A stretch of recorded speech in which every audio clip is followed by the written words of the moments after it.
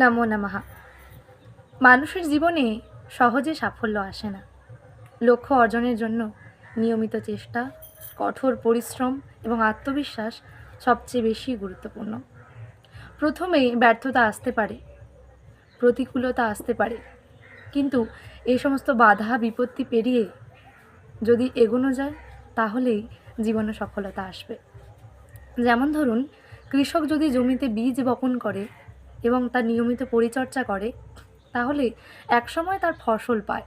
ঠিক তেমনই মানুষও নিরন্তর প্রচেষ্টা করলে একদিন না একদিন নিশ্চিতভাবে তার ফল পাবে। এই বিষয়ে প্রতিজ্ঞা যৌগন্ধ রায়ণে একটি শ্লোক রয়েছে, মার্গারব্ধাহা সর্বয়ত্নাহা ফলন্তি।